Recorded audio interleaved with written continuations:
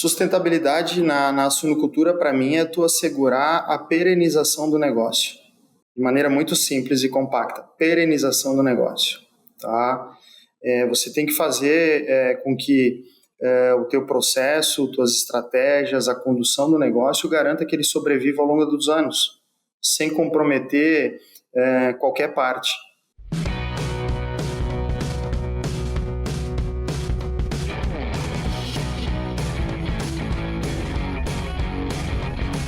Olá, sejam todos muito bem-vindos para mais uma edição do nosso Suinocast.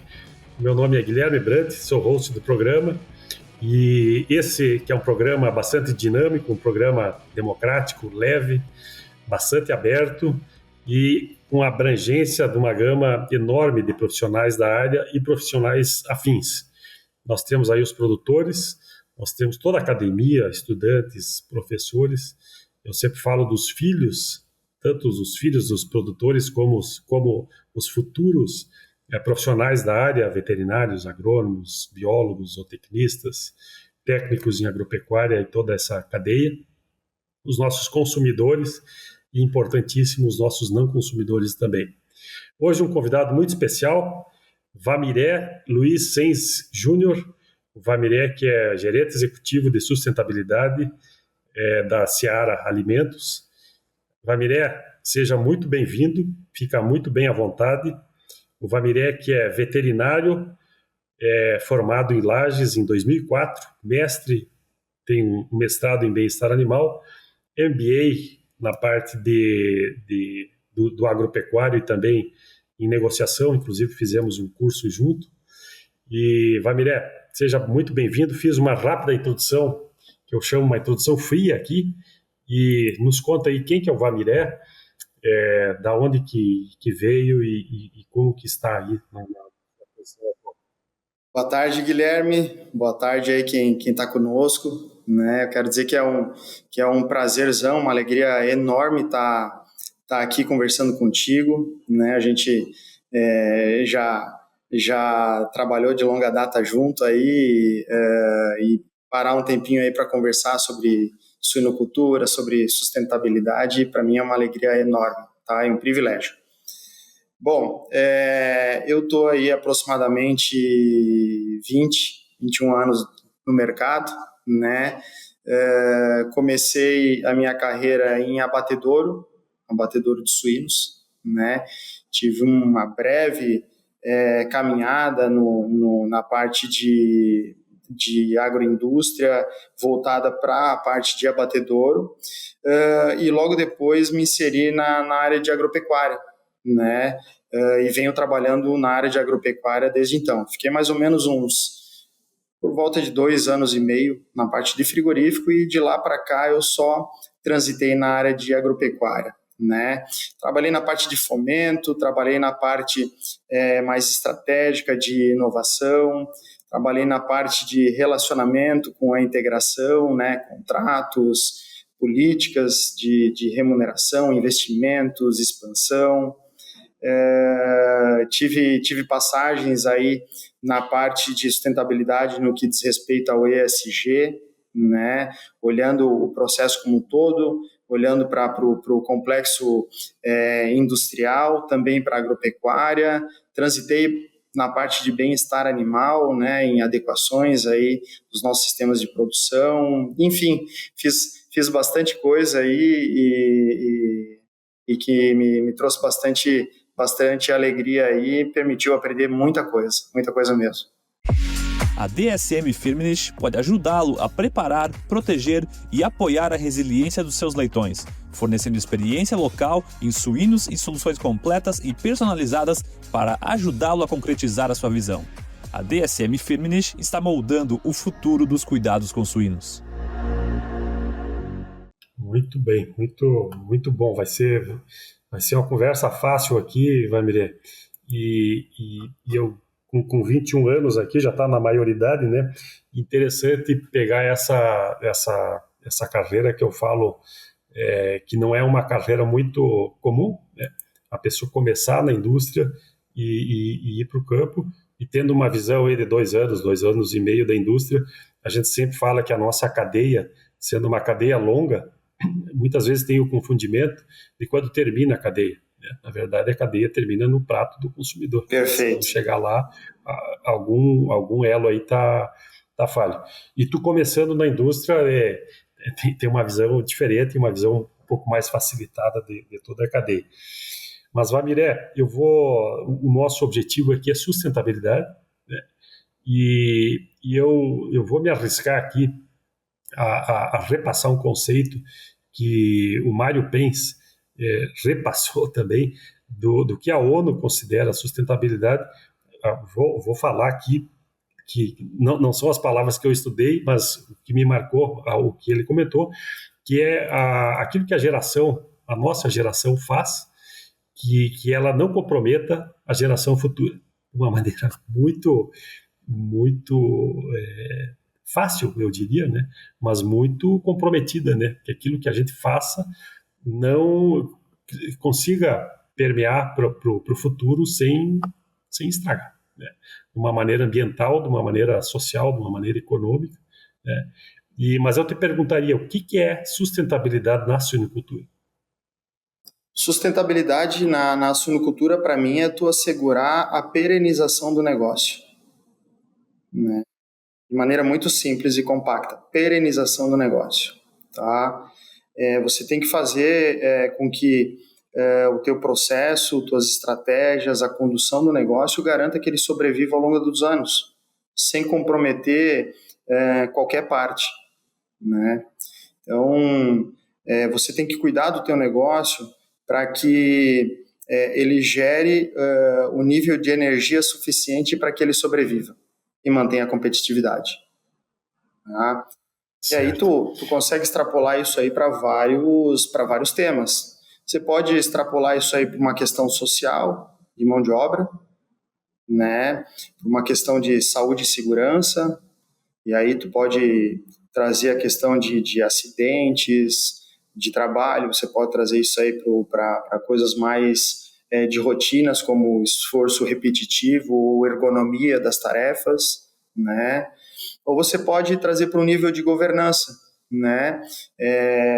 De ter tudo muito bem documentado, detalhado, com políticas claras, transparentes, que assegurem que, de fato, toda a recomendação que está lá na política esteja acontecendo na prática, que permita ser auditável, acompanhado, tangibilizado realmente, né, e que conduza o teu negócio para o caminho da sustentabilidade. Ou ainda você pode entrar na questão ambiental de olhar para a condução do teu processo de maneira que ele não degrade, não gere um impacto ambiental, né, e não prejudique aí, o resultado final do teu processo, tá? Então é um pouco disso. Você vai mergulhando e nos últimos anos a sustentabilidade ela foi ampliando muito a visão dela, né, Guilherme? Eu sou de uma época que a sustentabilidade ela era voltada única e exclusivamente para o licenciamento ambiental da propriedade, né? Da porteira para dentro, licenciamento ambiental. A propriedade tem o licenciamento, está em dia. Como é que eu estou destinando os dejetos? Não estou, né? Estou tratando os dejetos com responsabilidade, né? Hoje ele está muito maior que isso. No segundo momento a gente falou de sustentabilidade voltada para a questão econômica, financeira da propriedade, né? Uma relação de custo, margem, atratividade, né? Para que realmente ela conseguisse pagar todos os insumos e ainda gerasse uma margem para o produtor, né? Então, voltado no primeiro momento para a questão ambiental, no segundo momento uma questão econômica, financeira, e agora, depois da pandemia, a gente teve um boom muito grande com o conceito do ESG, do mercado da Bolsa de Valores, né? Fazendo um link muito grande com a sustentabilidade, ampliando o conceito e a visão da sustentabilidade, trazendo uma responsabilidade muito grande para isso tudo e trazendo um nível de pluralidade para esse tema da sustentabilidade, que hoje é difícil você tratar de maneira separada os temas, porque eles acabam se conectando, trabalhando de maneira multidisciplinar e alavancando cada vez mais o teu negócio, né? Então ganhou uma importância, uma complexidade bastante grande. Eu vou pegar um gancho aqui, Vamir, e, e vamos lá. Começando na parte ambiental, eu vou associar aqui algum trabalho.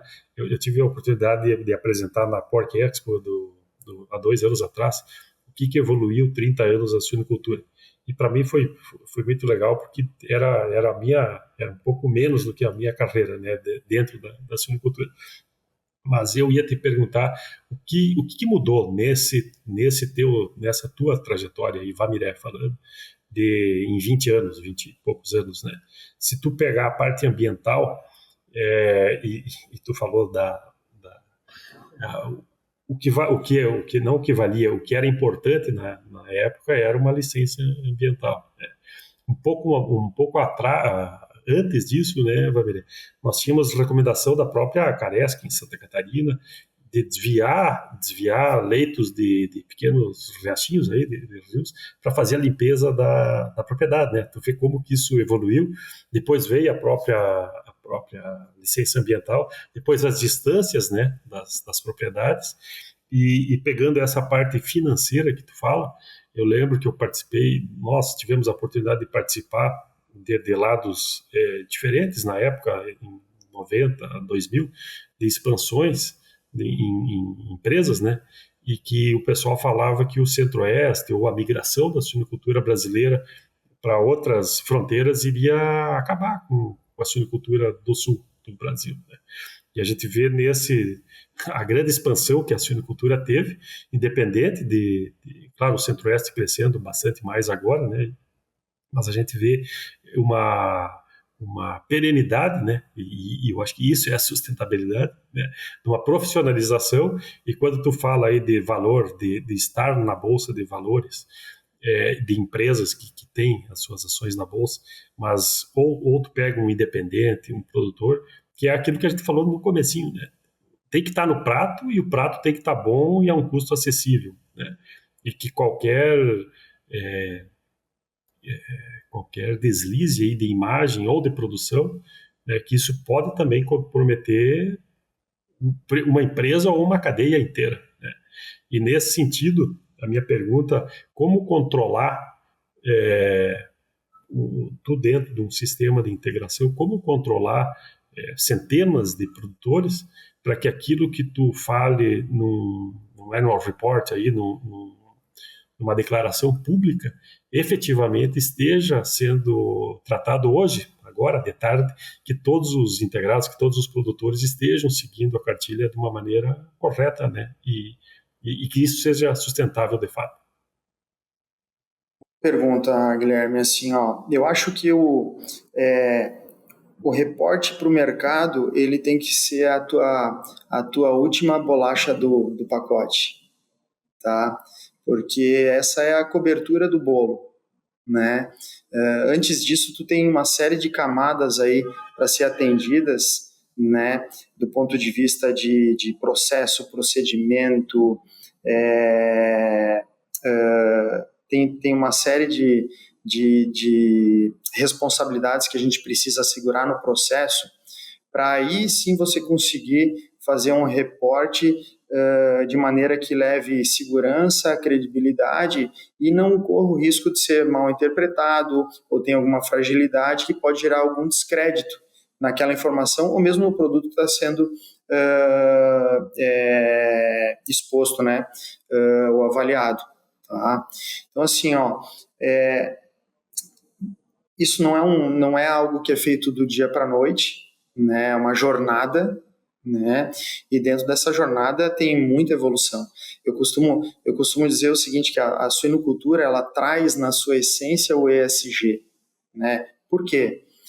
Porque se a gente for olhar lá para trás, né, Guilherme, e eu tenho certeza absoluta que tu te lembras disso, a gente tinha muitas propriedades pequenas de ciclo completo, né, que não tinha uma especialização de mão de obra, quer dizer, ela fazia de tudo um pouco, ao mesmo tempo que ela criava a fêmea, ela criava o leitão, ela engordava o leitão, ela recriava o leitão e entregava o animal para o abate, né? Não tinha uma especialização da mão de obra, porque o cara, muitas vezes, o integrado, né, o colaborador que estava lá, ou o independente, ele tinha que saber um pouco da fisiologia da fêmea, da fisiologia do parto, da fisiologia do crescimento, da fisiologia da digestão. No momento de fazer a ração, ele tinha uma fabriqueta de ração lá no fundo da garagem dele, né? E de lá para cá a gente evoluiu muito nisso. Fazendo uma breve análise, o que eu vejo? Eu vejo por volta lá de 2000, quando se assumiu um conceito de qualidade total, a gente começou a olhar para a integração e transformar ela nas parcerias, né? Quer dizer, foi olhado para essas granjas no sentido de entender bem o perfil do produtor, né? O perfil da propriedade, para que se tivesse a máxima otimização daqueles recursos que estavam lá. Então se definiu quem que ia ser, não mais o ciclo completo, mas quem tinha potencial para ser terminador, né? E aí trabalhou-se aumentando a escala de terminação dessas propriedades, aumentando o faturamento, aumentando a eficiência, especializando a mão de obra, né? E da mesma forma isso aconteceu para a produção de leitões, né? Porque a gente tinha propriedades lá que tinham 10 fêmeas que passaram a ter, no primeiro momento, 50, depois foram para 100, 150, e teve um ganho muito grande também do ponto de vista de escala, quer dizer, a gente aumentou a competitividade do negócio, atribuindo a qualificação e assegurando a identificação do perfil dessas propriedades, para que, de fato, elas fossem mais sustentáveis, né? O que isso aconteceu de reflexo no paralelo? As pequenas famílias conseguiram garantir a perenização, a presença delas no campo, porque aumentaram o rendimento, aumentaram o faturamento, aumentaram a eficiência, né? Isso permitiu aumentar a qualidade de vida, né, dos produtores no campo, né? Atribuindo uma competitividade muito grande no que diz respeito a também segurança alimentar, né? Porque as rações passaram a ser feitas numa fábrica de ração específica, certificada, regulamentada, com um nível de governança certificado, auditável, né? Isso atribuiu qualidade e segurança alimentar não só para os animais, mas também para o consumidor final, né? E isso traz o quê? Traz otimização de recursos naturais, como ração, né? Traz uma questão de uma nutrição adequada, que você faz um gancho com bem-estar animal, né? A ração apropriada, a nutrição apropriada para as diferentes fases dos suínos a nível de campo, né? A parte de resíduos, né? A segurança alimentar para que não tivesse a presença de algum resíduo que não fosse desejado ou apresentasse algum risco realmente ao consumo humano, né? E depois disso tudo, com muita evolução de tecnologia, ambiência, a própria capacitação da mão de obra, né? Nutricionistas específicos dedicados a essa situação, veterinários especialistas em ambiência, climatização, em sanidade, né? Isso tudo acaba gerando um nível de credibilidade nas diferentes camadas até a entrega final, que permite você chegar no mercado e solicitar alguns níveis de certificação, né? E adentrar em alguns critérios de atendimento do mercado financeiro, né? Então, acho que de fato é uma grande jornada que já vem sendo construída há muito tempo na suinocultura e que nos últimos tempos, com o conceito do ESG, passou a ganhar um foco, ganhar uma percepção que em algumas vezes acabava estando presente ali, mas passava despercebido, né? E que agora ganha uma valorização e torna o produto da cadeia de suinocultura ainda mais diferenciado na mesa do consumidor. Uhum. Pegando aqui algumas coisas que tu falou, Wagner, a questão, vamos pegar a questão dejetos, né? Os dejetos eram um problemão, né? Era um grande problema da suinocultura e inclusive foi a suinocultura que conseguiu provar em alguns órgãos de pesquisa, como a Embrapa, o valor de adubo, né? O valor o potencial de adubação que tem, conseguindo associar aí algumas culturas, né, a bovinocultura junto com a produção de suínos em grandes escalas, né. E quando tu fala também na nutrição adequada, é a nutrição que entra e é aquilo que é aproveitado efetivamente em fazer relacionado à conversão alimentar, né? Que aí entra um capítulo grande, que é o produzir mais com menos, né? Perfeito, efetivamente. perfeito. E dentro de todo esse potencial Brasil aí, que a gente tem terra, não precisamos desmatar mais para produzir. A gente tem abundância de terras e de safras, 2 ou 3 safras. A gente tem água, né? Um capítulo que merece muita atenção, mas nós temos água, né?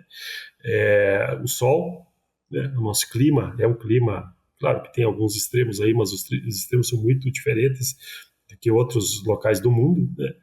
Gente produzindo, produtividade boa e sanidade, a nossa sanidade é boa do Brasil. Em termos de sustentabilidade, se a gente gravar essa nossa entrevista aqui para daqui a 10 anos, 20 anos, qual que é o grande gargalo da sustentabilidade do Brasil hoje, na tua visão? Eu entendo que o Brasil, ele tem todos esses potenciais que tu bem citou, né? Agora a gente sofre muitas críticas e acaba fazendo o mercado acaba fazendo algumas conexões com os temas de desmatamento, por exemplo. O agropecuário linkado a temas de desmatamento, né? Esse é um tema que a gente precisa olhar com mais carinho para isso, né? E um outro tema que eu pontuo é a questão da descarbonização, da agenda de descarbonização. Então, quanto carbono eu gero para produzir 1 quilo de carne, né? E quanto carbono eu vou gerar para produzir 1 quilo de carne daqui a 30 anos, daqui a 50 anos. Né? Isso vai garantir a perenização do planeta para as próximas gerações. Né? No primeiro ponto que eu te falei, Guilherme, com relação ao desmatamento, o Brasil ele acaba sofrendo uma crítica muito grande dos países próximos, né, no que diz respeito à parte de emissão de carbono. E aí eu fiz uma pesquisa e eu identifiquei num determinado site que o Brasil ele é o quarto, se não me engano, país que mais emitiu carbono desde a Revolução Industrial. Tá? Mas quando a gente olha essa abertura dos países, aí ali dentro tem a China, tem a Rússia, tem Estados Unidos, né? Mas quando você olha os países que estão ali, o Brasil é o quarto. Só que o Brasil é o quarto depois da Revolução Industrial por conta do desmatamento. Ele é o primeiro por conta de desmatamento. Os outros é por conta da Revolução Industrial. Né? Quer dizer, então no nosso histórico, o mundo nos vê como um país que desmata. Né? E aí acaba acontecendo toda a correlação com área de terra para fazer lavoura, para cultivar grão, né? Tem a questão da Amazônia, que acaba poluindo um pouco o nosso cenário. A gente precisa cuidar disso e separar. Né? Então, a parte da avicultura e da suinocultura, ela está muito distante, primeiro ponto, da Amazônia. A gente está muito longe dela. Né? Onde a gente está localizado, a gente tem mais de 1.500 quilômetros da Amazônia. Né? Então, são temas que não se conversam com esta situação. Né? O outro ponto é que a nossa autossuficiência ela é tão grande, nossos níveis de privilégio são tão grandes que permitem a gente produzir para nós e ainda exportar grão para o mundo. Né? Então, em algum local do mundo, alguém está consumindo grão produzido aqui dentro. Né? Então, é um tema que a gente precisa cuidar com carinho. É necessário que a gente tenha cada vez mais políticas que assegurem o monitoramento da originação dos grãos para a nossa cadeia, para que a gente assegure que o nosso grão realmente está vindo de uma área que tem licenciamento ambiental, né, que atende às premissas de regulamentação, né, e produzam de maneira sustentável. Tá? Outro ponto que eu chamo a atenção aí, que é o segundo ponto, que é a agenda de descarbonização, né, que é o impacto que a gente gera quando a gente está produzindo o suíno no nosso negócio, né. E aí é importante dizer que talvez, se não for a primeira, é uma das melhores eficiências técnicas da cadeia de suinocultura, a nossa. Né? Número de leitões desmamados, índices de conversão alimentar, de mortalidade. Você há pouco acabou de falar da questão da sanidade, a gente tem um status sanitário privilegiado. Né? A nossa mão de obra é uma mão de obra dedicada que faz as coisas no detalhe com uma dedicação e um know-how muito grande. Né? A gente costuma dizer que a gente tem o estado da arte. Né? Tem pessoas que se dedicam que o nível de comunicação com os animais é tão grande que é difícil até de explicar, né? E trazem para nós um ganho muito grande nessa cadeia. Quando acaba entregando eficiência é um pouco daquilo que você falou, né? Fazer mais com menos. Quando a gente faz mais com menos, a gente consome menos grão, né? A gente consome menos ração, a gente tem uma melhor conversão alimentar. Números grosseiros, 80% da pegada de carbono, 80% da emissão de carbono está no grão.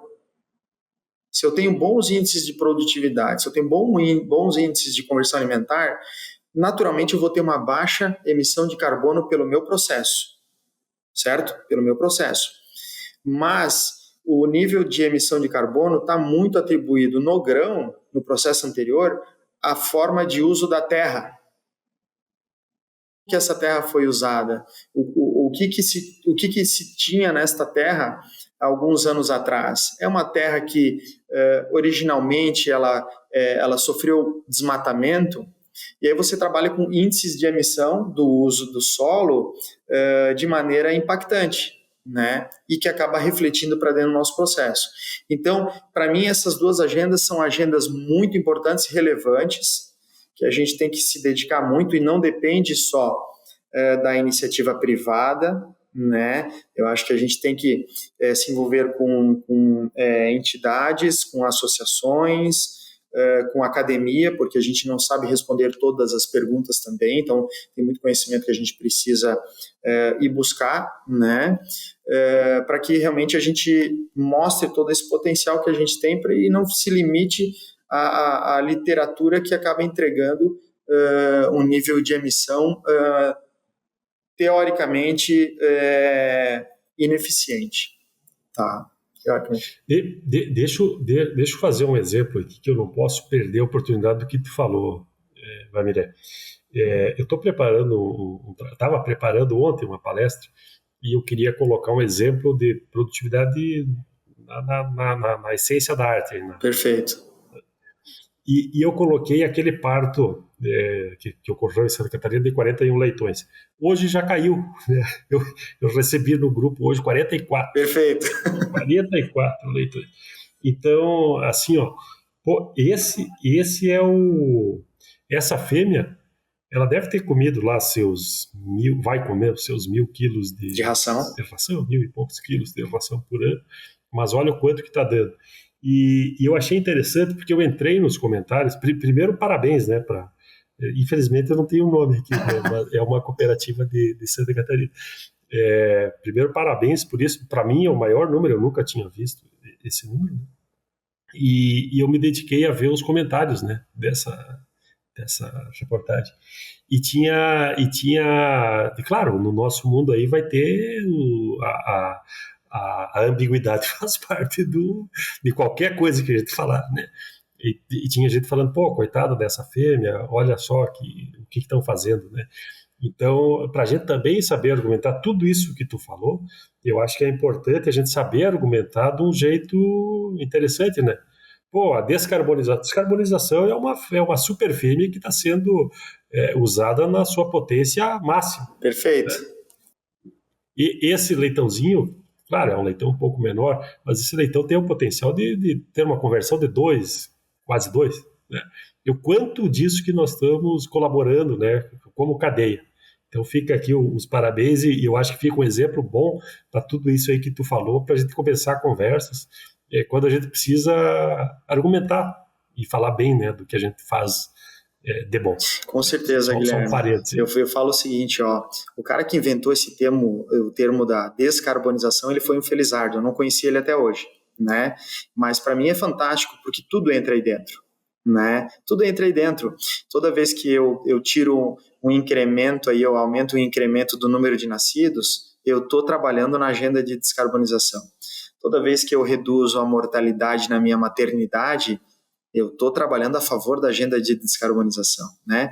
Toda vez que eu evito o desperdício da ração no comedouro do suíno da terminação, eu estou trabalhando a favor da agenda de descarbonização, né?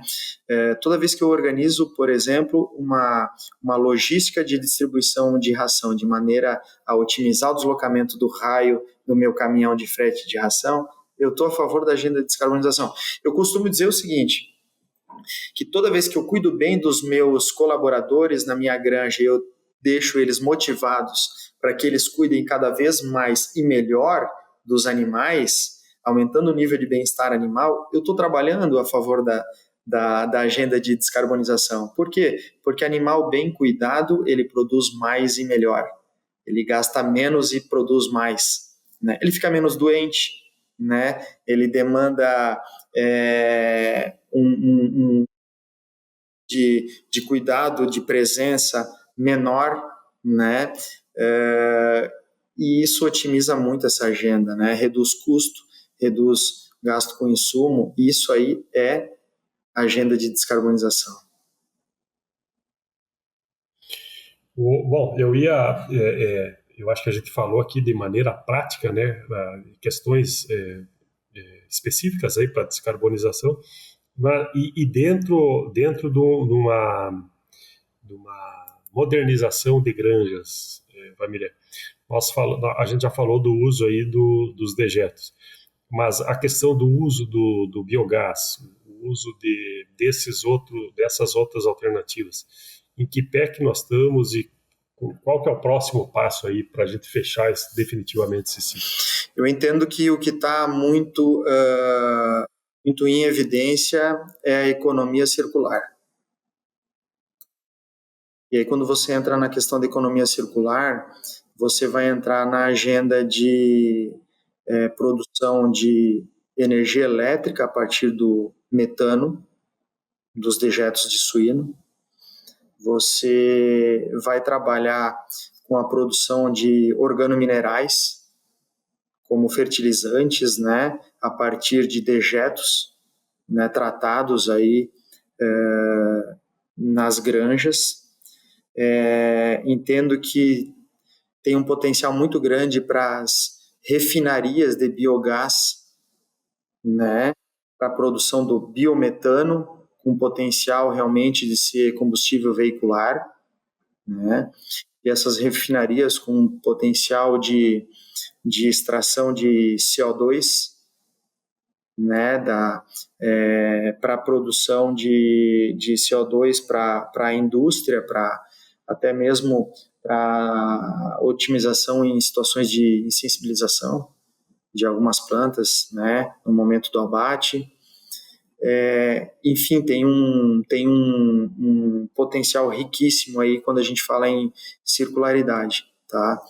E isso vai permitir não só a gente reduzir o impacto, né, porque o metano ele é 28 vezes mais poluente do que o CO2, então toda vez que eu queimo ele, eu estou reduzindo esse impacto na atmosfera, mas também vai permitir a gente alavancar uma captura muito grande de redução de custo de produção, do custeio do produtor, porque energia elétrica é um dos temas muito impactantes dentro do custo de produção, né? Ela acaba abocanhando aí 20 a 25% do custo de produção do animal, principalmente nas fases de leitão, na creche, né? Ou na produção de leitão lá na UPD.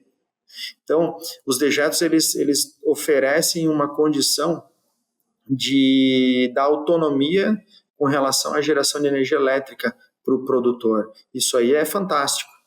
Um outro ponto é não só daí para a produção de energia elétrica, mas para a produção de energia térmica. Um outro ponto que é muito caro para o produtor é a questão do aquecimento das instalações naquele momento onde o leitão não consegue produzir a temperatura, o calor que ele precisa para ter um bom desenvolvimento. O que a gente faz? A gente trabalha com fornalha, queima a lenha, a biomassa, para aquecer as instalações. Um passo importantíssimo disso é a gente aproveitar o metano desses processos como energia térmica na queima de campânulas, né? Na queima de campânulas para aquecimento das instalações, porque hoje, com a evolução das tecnologias, muito dos ambientes onde a gente está criando leitão, eles acabam trabalhando com climatização e com pressão negativa, quer dizer, tem ar entrando o tempo inteiro, né, se renovando o tempo inteiro, e com um alto nível de tecnologia, controlando amônia, controlando CO2, umidade, né? E agora, com toda essa tecnologia, faz mais sentido eu queimar o gás lá dentro em campânulas, garantindo a temperatura e com a tecnologia eu garantindo a qualidade do ar ainda para o leitão. Quer dizer, eu consigo ter uma máxima performance da qualidade do ambiente em termos de ambiência e climatização, reduzo o impacto ambiental lá com os meus dejetos e reduzo e capturo custo de produção, aumentando a rentabilidade do produtor. Bom, a conta disso tudo é igual à qualidade de vida para o produtor no campo, né? E sucessão familiar e perenização da atividade. Então, a circularidade é um dos pontos aí que eu acho que vai ser alavancado num curto espaço de tempo. Alga Prime DHA da Corbion, o ômega 3 DHA, a base de algas para a nutrição de suínos em todas as fases de crescimento. Adicioná-lo às rações está mais fácil do que nunca. Acesse direto a fonte original de ômega 3 DHA e aproveite todos os benefícios. É melhor para o planeta, com impacto zero nos oceanos e baixa pegada de carbono. E é fácil de usar. A biomassa de algas altamente concentrada é adequado para múltiplas aplicações. Saiba mais em corbion.com. E aonde que está... como que isso está sendo trabalhado na formação dos nossos novos profissionais? Não sei se tu tem essa resposta, né? Mas a academia está preparada. Eu te digo isso, eu sempre tive estagiários da área, né? E o meu filho fez engenharia mecânica. Depois que eu conheci engenharia mecânica dentro de casa, eu pensei, devia ter contratado um engenheiro mecânico como estagiário, né? Eu acho que tem uma deficiência bastante grande, né? Sim. E tudo isso que a gente falou. Eu concordo. Né? Como que está essa formação? Eu acho que a gente tem uma oportunidade gigante, tá, Guilherme? A gente tem uma oportunidade gigante porque dentro da expectativa, e aí eu vou falar dentro da expectativa do perfil do médico veterinário, ele sai da faculdade muito focado em olhar para o animal e cuidar do animal. Certo? E dentro da minha experiência e dos aprendizados que eu tive, em algum momento isso é até um pouco frustrante, porque você, ao longo da tua carreira, tu vai vendo que, às vezes, o cuidado, o último tema que tu vai olhar e cuidar diretamente é o animal. Né? O animal é a consequência. O animal é uma consequência. Por muitas vezes, o diagnóstico da propriedade não é do animal, mas sim do proprietário do animal, do proprietário da propriedade, de quem cuida daquilo tudo, né? Então, eu acho que a gente tem uma oportunidade muito grande na formação dos profissionais para eles terem uma percepção mais multidisciplinar para poder enxergar estas variáveis que conectam todo o nosso negócio, né? E aí, naturalmente, o perfil do profissional que vai olhar para isso, muitas vezes vai chamar a atenção de um engenheiro, né, de um engenheiro agrônomo, né, que acaba vindo com um olhar muito maior para essas questões de tecnologia, de meio ambiente, de circularidade, e que acabam trazendo.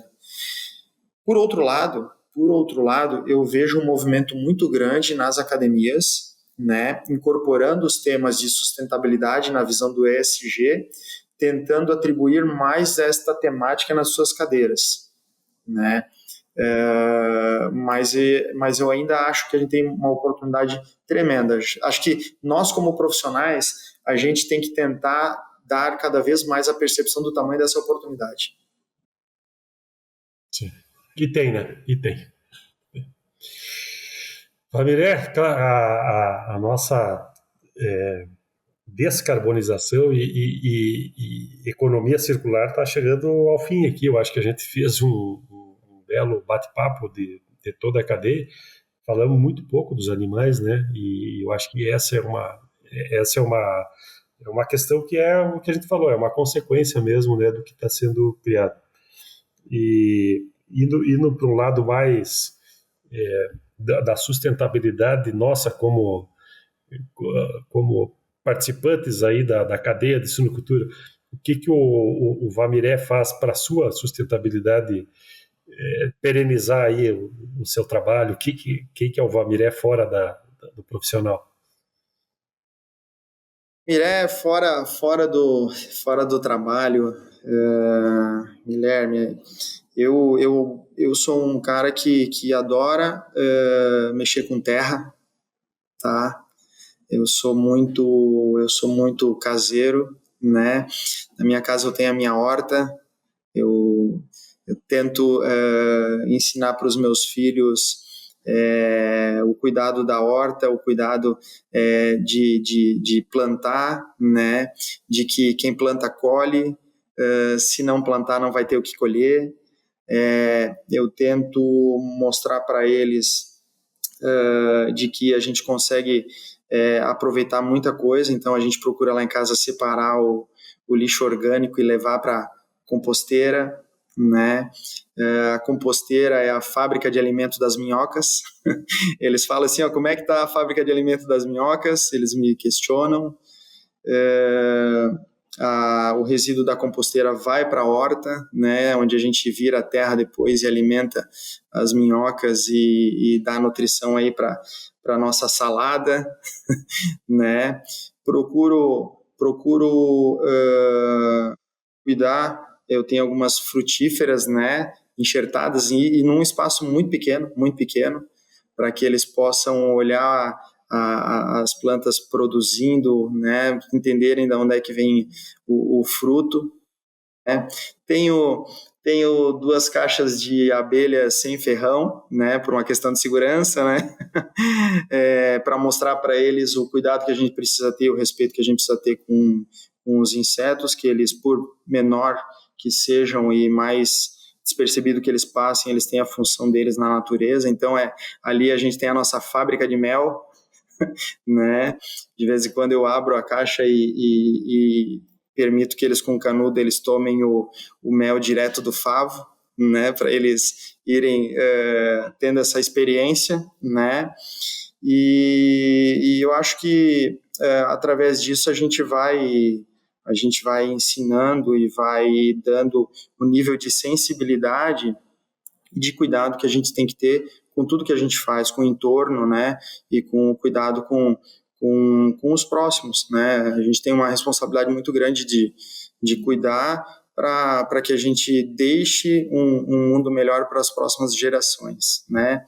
Nesses pequenos exemplos eu tento ensinar a eles aí que a gente tem como fazer isso, numa situação coletiva maior, fora da nossa casa, mas a gente também consegue fazer isso em dimensões menores, né, dentro da nossa casa, para depois acabar expandindo isso aí para o todo, tá? Adoro jogar bola, tá? Sou vascaíno, sofredor, né? Mas a gente não desiste, né? Estamos aí. Peladeiro de final de semana, enfim. E como a gente gosta aí de aproveitar as horas de folga e estar com os amigos aí, se divertindo e aproveitando tudo que de melhor tem na vida. Muito bom. Obrigado, Vamiré, pela tua palavra aí, contribuição. E eu acho que a gente falou de toda essa nossa cadeia, que é uma cadeia vitoriosa, né? E a sustentabilidade, que é aquilo que a gente acredite mesmo como sustentabilidade, que a gente consiga passar para próximas gerações que estão vindo aí, e de uma maneira que a gente recebeu também, e está conseguindo manter a suinocultura brasileira num nível de excelência, né? Que a gente consiga permear por esse caminho e entregar uma suinocultura melhor para quem está chegando. Obrigado, Valmiré, grande abraço, obrigado pela tua participação, e a gente se vê aí pelo mundo. Perfeito, Guilherme. Grande abraço. Obrigado pela oportunidade aí, foi uma alegria, um prazer enorme estar contigo aí, conversar e trocar essas informações, tá bom? Sigo à disposição, né? Espero revê-lo em breve, tá? Sucesso. Legal. Obrigado aí a quem nos acompanha aí pela paciência. Bom, forte abraço. Grande abraço, Valmiré. Abração. Nos vemos por aí. Tchau, tchau.